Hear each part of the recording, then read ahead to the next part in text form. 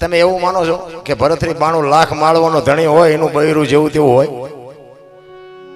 પણ એનો એક પ્રસંગ મેં એક સંત પાસે સાંભળેલી વાત. એકવાર ભરતરી શિકાર કરવા માટે જંગલમાં ગયેલા ને 4-5 એમના હારે સૈનિકો હતા. શિકાર કરી અને એક ગામડાની બાજુમાંથી નીકળ્યા ને એક શમશાન યાત્રા જાતી હતી. શમશાન યાત્રા જાતી હતી. શમશાન યાત્રામાં પુરુષો બધા જતા, તેમાં એક પાછળ એક બાઈ છે ને, બાઈ બાપુ માથા પછાડતી જાતી હતી, વાળ તોડતી જાતી હતી, રોતી જાતી હતી. એટલે ભરતરી ને એના સૈનિકો બધા આમ એક બાજુ હાલા જતા. એને એમ થયું કે શમશાનમાં બૈરા નો જાય, પણ આ બૈરું કેમ જાય છે? આ બૈરાને શું હગું થતું હશે? એટલે આમ શમશાનની બાજુમાં આમ ઘોડા ઉભા રાખીને એક બાજુ જોવે છે કે આપણે જોવું છે આ બને છે શું.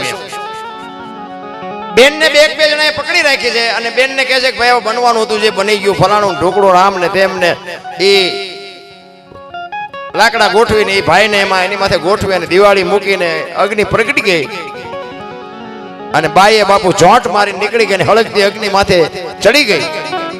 ભાડ ભાડ ભાડ ભાડ ભાડ બાપુ ભરતરી જોવે એમ એ દીકરી જીવતે જીવતી હળગી ગઈ. ઉકારો નો ઈ તો હળગી ગઈ, પણ બાપુ ભરતરીને વાઢ્યો હોય તો લોહી નો નીકળે. ઓ પાણાની મૂર્તિ જેવો થઈ ગયો. કરે તારી ભલી થાય તારી.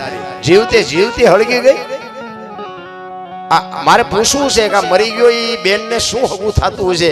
એમાં કોઈ ભાઈ નીકળ્યો ને એટલે એને પૂછ્યું કે ભાઈ આ બેન જે અગ્નિમાં હળગી ગયા એ કે જીવતા હું કામ હળગી ગયા? એ કે જે ગુજરી ગયા ને એના ઘરવાળા હતા, એનો પતિ હતો. અને ભરતરીને એમ થયું ઓહો હો, આ પતિ પત્ની એનો કેટલો પ્રેમ હશે, કેટલો આમને એક પોતે જીવતા જીવ, એક જીવન મરણ છે કુદરતનો ખેલ છે, પણ આનો પ્રેમ કેટલો હશે કે પોતે જીવતી હળગી ગઈ.